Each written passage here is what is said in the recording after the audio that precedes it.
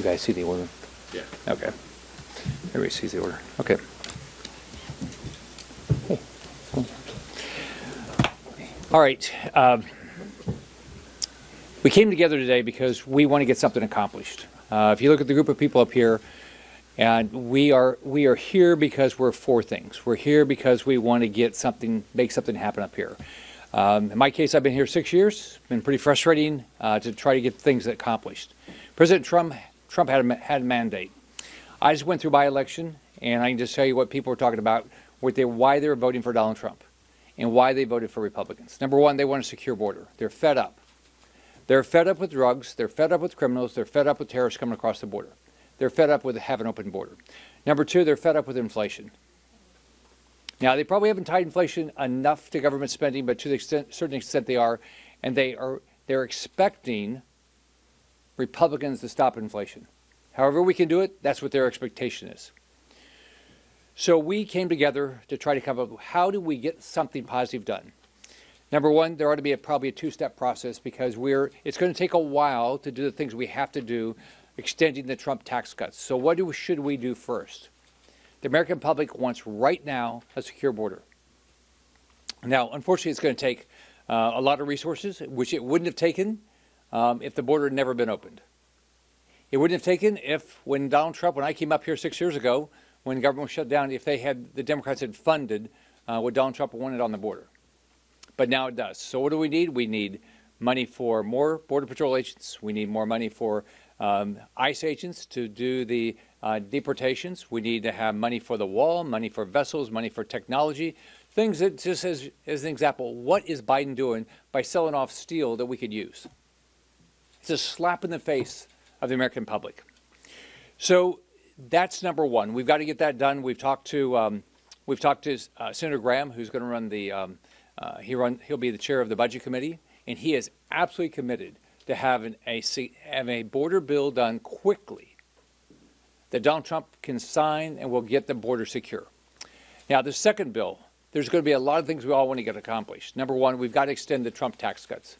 And there's probably a lot of things we can do to improve the tax policy of this country to do what we should be doing. Our tax policy should be doing, how do we make sure we fund our government, but how do we do it in a manner that we create jobs, don't destroy jobs? So there's a lot of opportunities to do that.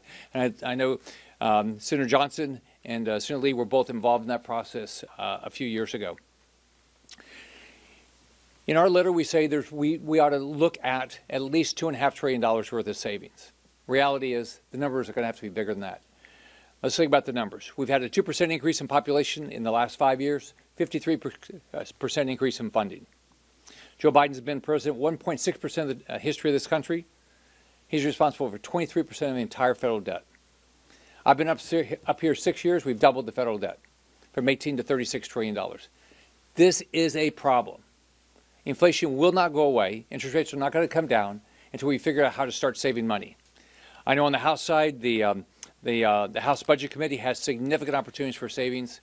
And I know that all of us are going to work diligently to find every dollar of savings we can to make sure we take care of the American public, but also we save money. So let me turn it over to the chairman of the Freedom Caucus, Andy Harris. Thank you very much, Senator Scott. Look, the president won a mandate on November 5th, and the mandate, just as the senator said, was to deliver on the economy and deliver on the border. The bottom line is that what Congress needs to show the American people that we are 100% behind the president's mandate and the president's policy, and the letter indicates how we think it needs to be done.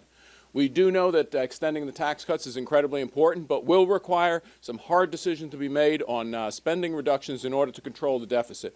But the first thing we need to do coming out of the box is we need to pass an emergency border bill.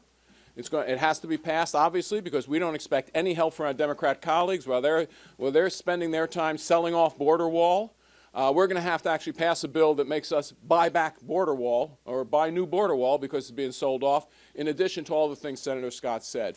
So we need to go ahead on a bicameral basis. The Republicans need to show we are behind this agenda. We need to deliver on a border bill as soon as we can because the American people expect it, and then we need to immediately turn our attention to improving the economy by making sure that the average American does not get a tax increase, that we deliver on some of the President's promises like tax on tips, and that we control the growth of the, I should say control the growth of the federal budget, and therefore decrease the federal deficit. So again, this is going to be a bicameral effort. We are fully in support of what the President's agenda is, and this letter indicates how we think Congress ought to proceed. With that, I turn it over to Senator Mike Lee. In returning President Trump to the White House, the American people could not have been more clear. They want operational control over the border again. They want our country to not be under invasion anymore. They want border security. Our reconciliation proposal today keeps the promise made for Americans. We are going to deliver real border security right up front, and no more kicking the can down the road. And a vital part of that first reconciliation package, which will include border security, we've got a fantastic way of paying for it, of offsetting it, through an appropriate mechanism that is tied to our lack of border security. My legislation that will be used as part of the pay for is called the America First Act. What the America First Act does is to stop, get the federal government to stop subsidizing illegal immigration, stop giving federal welfare benefits and other advantages that are supposed to go to U.S. citizens and not to illegal aliens. If we can keep them out of the hands of those who aren't supposed to be here in the first place, we'll save an enormous amount of money. I mean, we're talking about $100 billion, possibly significantly more than that, depending on exactly how the score turns out. Look, for years, we as Americans have been told that we don't need to worry about one thing in particular when there's illegal immigration happening, that don't worry, they're not getting welfare benefits. They're not eligible for them. Well, there are some problems with that. One of the many problems with it, under this administration in particular, is that there are millions of people who have come in here and then have been papered over as if they were legal when in fact they are not, through, among other things, the illegal, unlawful use of a technique known as immigration parole. Immigration parole is there to be used for humanitarian or very specific public use purposes on an individualized basis, person by person, never categorical. And yet what did this administration do? It used the law illegally, its ultra-virus actions, trying to paper over people who the administration invited and brought into the country unlawfully using immigration parole. Now, in July of this year, the Congressional Budget Office looked at this, trying to assess the overall cost of the open border policy of this administration, those who have come in just the last few years.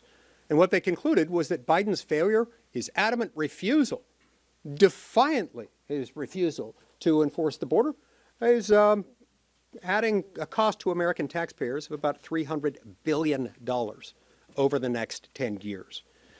Of that amount, the CBO identified that most of this was coming in the form of refundable tax credits and Medicaid. But there are other significant sums that also factored into it, including SNAP, child nutrition programs, supplemental security income, Social Security, Medicare, and assistance for higher education, all of which account for some of this additional amount. Look, in order to help President Trump fulfill his promise of restoring operational control of the border and to stop illegal immigration, any border package that we send to President Trump's desk has to include a prohibition on these government benefits going to people who are here unlawfully, who were never supposed to be here to begin with. We can send out all the money in the world to Texas for a border wall, but without a serious effort to stop encouraging more people to immigrate illegally, and without additional incentives, removing the additional incentives that are keeping people here, then we're going to continue to have a problem. So that's why this budget reconciliation bill is a big deal, and why it's going to make a big difference for it, and I look forward to getting it done and getting these sums paid for and offset in the reconciliation bill. We're now going to turn to my friend and colleague from the state where I was born, Andy Biggs. Thank you, Senator Lee and Senator Scott, for organizing this, and Chairman Harris. Let me tell you what a difference it makes when you have a president who's committed to border security, and the world knows it and takes him seriously. When I was recently on the border, $5,000 per person was the going rate to come across. You know what it is now? It's in excess of $10,000. Why is that? Because we are going to secure the border. Why is it that the Philippine ambassador to the United States has warned Filipino illegal aliens to repatriate to the Philippines? Because he knows we're serious. That's what we're talking about, and we're going through this process. It's a Byzantine process, this budget reconciliation process. But the first thing that we have to do, which is consistent with President Trump's mandate from the American people, because it's our mandate as well, is to make sure we do secure the border. So when we talk about sanctuary cities, what does that mean for sanctuary cities? It means they need to come on board. Because if their law enforcement is arresting someone who's a criminal illegal alien, then that alien is actually safer in the jail. That community is safer, and the ICE agents or the federal police agents are safer. And if a sanctuary city doesn't want to participate, then it's Congress's duty to ensure that they are not benefited by the federal taxpayer subsidizing their program. When we come to the first reconciliation bill, and we're considering what we need to do, we up here have agreed you have to make sure that you put the policies necessary and the resources necessary to implement border security. We saw President Trump was more than capable of doing that, and I'll just give you one statistical data point there. The Yuma sector. The last year under President Donald Trump, about 8,500 people encountered for the whole year, whole fiscal year. You know what it was under this administration? They had weekends, they had days with more than 8,500 people encountered. This administration has brought in record numbers of illegal aliens. And the American people said in November, on November 5th, they said, no more. And we have colleagues across the aisle who don't believe it. We have colleagues in our own party who don't believe that that's the mandate. But it is the mandate, and we're going to do all we can to facilitate adhering to that mandate. And that's the message that I leave. And with that, I turn the microphones over to my friend from Wisconsin, Senator Ron Johnson. Thank you, Andy. First of all, I want to thank all of my colleagues here on a bicameral basis for attending this press conference. This group of individuals are leaders. There are others, but these are leaders in Congress who realize that it is immoral to mortgage our children's future, and we want to stop that. We also fully realize that Biden's open border policy represents a clear and present danger to America.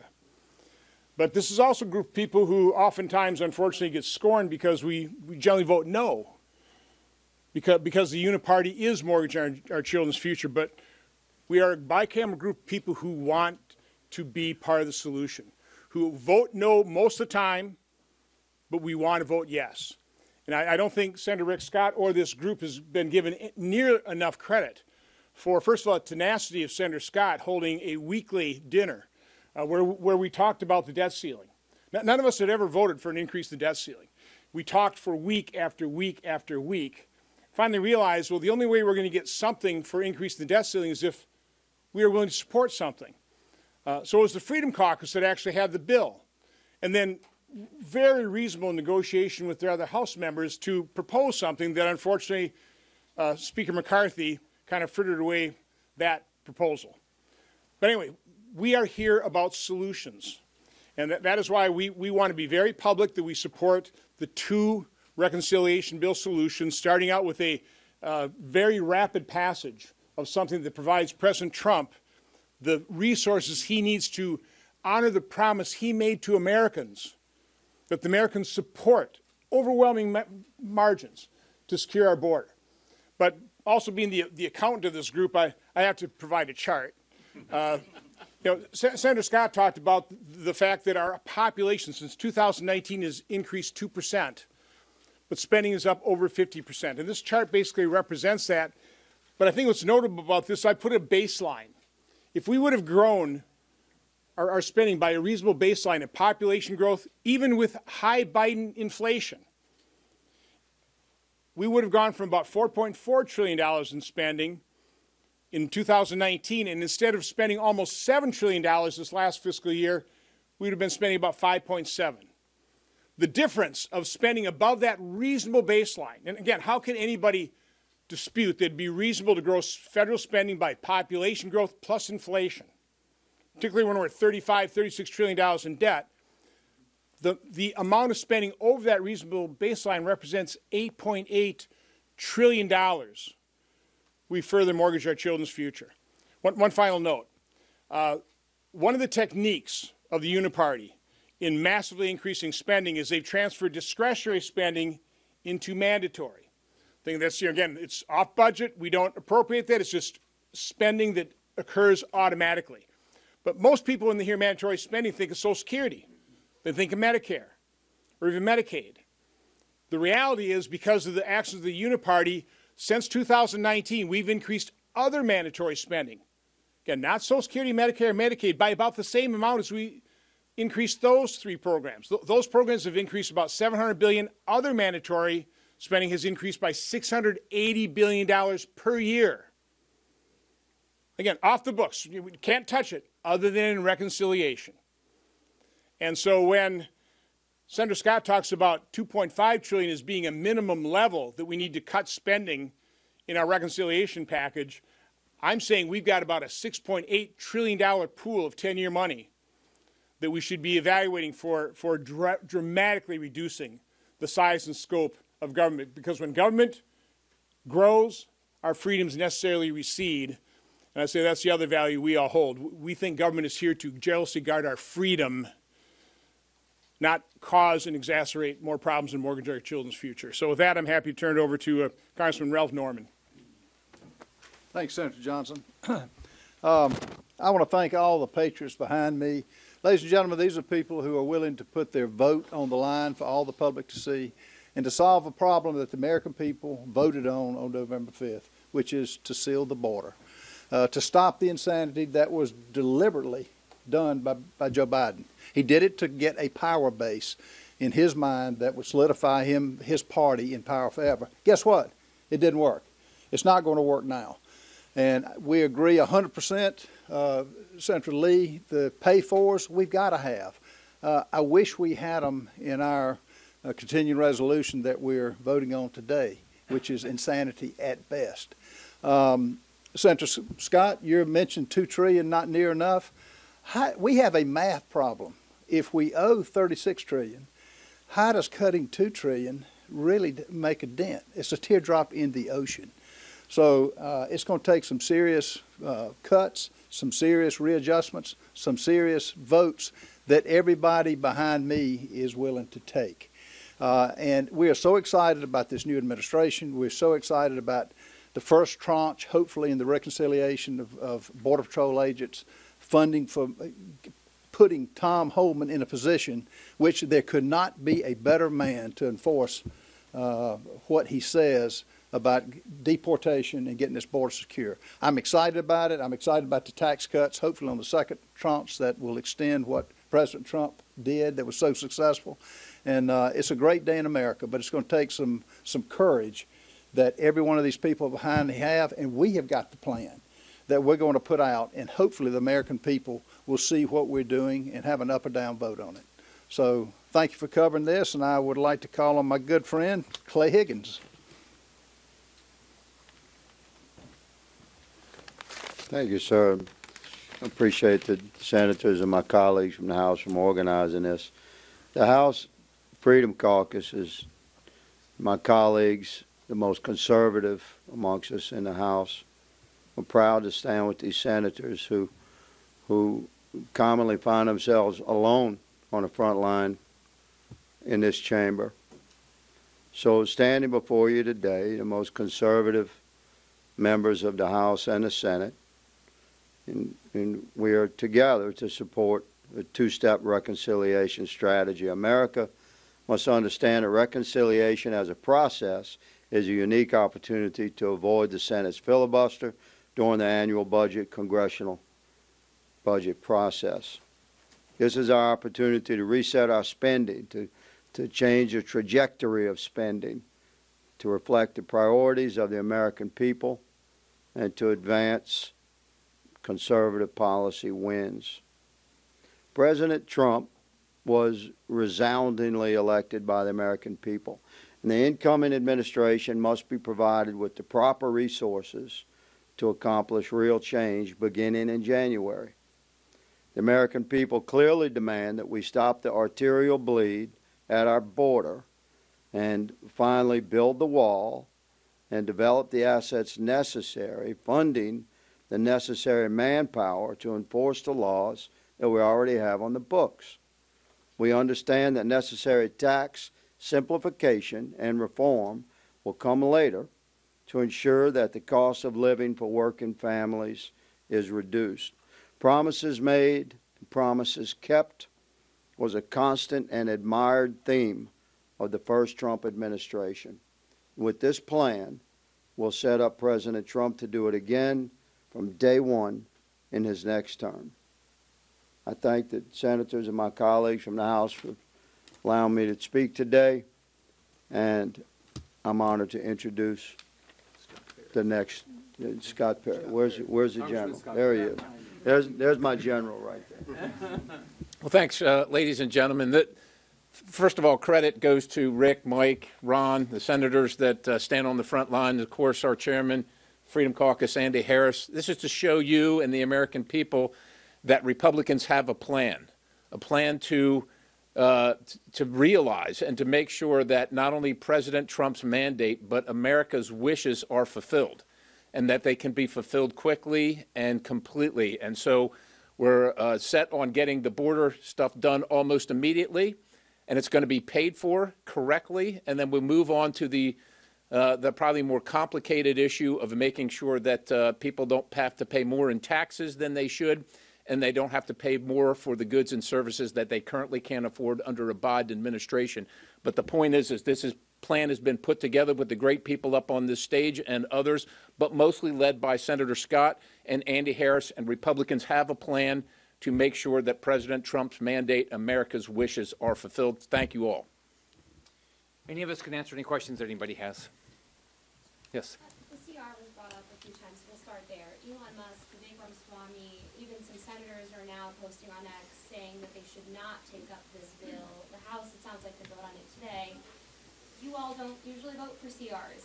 So what is your message to Speaker Johnson, and why do you think he put a product like this out there? Over 1,500 pages, all right? The bills have never seen the light of day. None of us knew what was in them. People are expected to vote on very quickly. More regulation, I mean, just wasteful spending, no pay-fors, right? It makes no sense. This is, we won the election. This has got to change. And people act like, oh, you can't balance a budget. So I balanced a budget when I was governor. I walked in a budget deficit. You do it by looking at everything you spend money on. Look at every line in the budget. Look at all the regulations. You can cut 20% of regulations. I'm very appreciative of what Elon Musk is doing and Vivek Ramaswamy, because we can do it. It's all doable. So I don't know. You probably want to talk about this. Let me just comment. Look, the American people don't send their representatives to Washington to vote on a 1,500-page bill in less than 24 hours. That spends $110 billion, adds $110 billion to the deficit, without the opportunity to offer an amendment to perhaps pay for this bill. The process is broken. I think that Vivek Ramaswamy and Elon Musk recognize that if they are empowered to somehow reduce government spending and reduce our deficit, because as Elon Musk says, deficit equals inflation. That's the bottom line. When we do deficit spending, we're printing money, we are causing inflation. How are we going to change that if one of the actions we take after November 5th is to take a vote on a bill that's $110 billion, a direct addition to our deficit and our debt, without even a vote on a pay for. We have to change business, the way business is done in Washington. Look, unfortunately, it does look like we're probably going to vote on this today. I don't know. They're whipping the votes over in the House to see if they have the votes to pass this. I think most Americans would view this as exactly what they think is wrong with Washington. Do you have confidence in Speaker Johnson staying on then? Well, I don't know. I'm only one vote out of 220. Look, I think the Speaker could have handled this differently. At this point, I'm still supportive of the Speaker, but I will tell you that voices both inside the House Freedom Caucus and outside the Freedom Caucus have been very disappointed at what's happened this week. Anybody else want to say anything about the CR? No, I'll just quickly say, it's like Chairman Harris said, it's the way it was done. Not going through a rule, not letting us vote individually. And guess what was hidden in there? And I'm still livid about this, pay raises for us. How does that square? What return on investment have we given the people of America other than $37 trillion in debt? It makes no sense. And have no pay for us? How does that work? No family or business would do that. And no family or business, as has been mentioned, how do you read? A speed reader can't read 1,547 pages in less than 24 hours. It's insanity. Now, the next question is, what are you going to do? Friday at 12 o'clock, the budget. I mean, that's when the shutdown. Well, look, it is what it is, and we got to face it. But rather than saddle each one of you young people with more and more debt, it's insanity, and it flies in the face of the Doge Commission. That's what everybody's excited about. Yet here we do this. Makes no sense. We need to realize that since November the 5th, since we got this mandate for President Trump, the House, if we pass this bill with $110 billion, we will have passed more than $300 billion in additional spending since November the 5th. That's the trajectory that we have got to stop. Thank you. Right. What else? Yes, sir. Democrats found out how hard it was to do immigration policy changes because of the Byrd rule previously. How are you guys going to get around, or is there a way to get around objections to immigration policies that would be birded out? So, well, first off, if you look at what we're talking about spending and having pay-fors. That's what we're talking about doing. So we're not doing what the Democrats are trying to do is completely change the immigration policy of the country. I think it's not, it doesn't violate the Byrd rule if you secure the border and you pay for it. I don't know if anybody else wants to add anything. Okay. Yes. I just want to put a finer point on this. Does everyone here have the prerequisite that you need $2.5 trillion of these spending cuts, the elimination of the green credits in order to vote for the Trump tax cuts in the second reconciliation bill? I don't think that's the way we looked at it. They're examples, but I think everybody up here probably expects to get more. So keep in mind, though, that this is not that bill. We're talking about a different reconciliation bill, one that's likely to come up toward the beginning of the year. We don't expect the tax bill to come until a few months later. Let me also add, the way you ought to look at what's going to happen in 26 is a massive automatic tax increase. Now, I think most Republicans will do everything we can to avoid a massive $4 trillion plus tax increase. Now, from my standpoint, as we do that, I think somebody else mentioned simplification. I'd like to simplify and rationalize the tax code. That's going to take a longer period of time. But, there's some people arguing, well, you have to combine border security with that in order to get it passed. I think there's a great deal of pressure right there preventing that massive tax increase on the American economy. That would be completely counterproductive. It'd actually, in the end, increase deficits because it'll do so much economic harm. So again, it's avoiding a massive tax increase is what that's our top priority, really, once we get past securing the border. I think we'll take one more question. Yeah. Senator Crago has suggested maybe the tax, especially for this tax part of the reconciliation, to the process, using a current policy baseline rather than a current law baseline. How does that fit into your objective about reducing deficits and pay fors when that would set the baseline of the Well, I think it's two different issues. One issue is as Senator Johnson says, we've got to stop these massive tax increases, and using policy is a logical way of doing that. There's also opportunities to simplify the tax code, but on top of that, everybody up here, we expect significant reductions in the cost of government. We don't have a choice. If you just look at our economy, we have a $28 trillion GDP. All right. If you think interest rates are going down, we have to refinance $8+ trillion of treasuries a year. Plus, we're losing $2 trillion a year. We have got to get to a balanced budget. Now, are we going to get there in 1 year? I could. I did as governor. I did every year as governor. Everybody up here could probably do that. So we have to work with our colleagues to get there. I have to chime in on this one, sorry. What we do right now with spending policy that ends is we extend that policy based on current policy. It's only tax policy that ends. So again, everything in the way our rules are written favors increasing spending and disfavors tax cuts.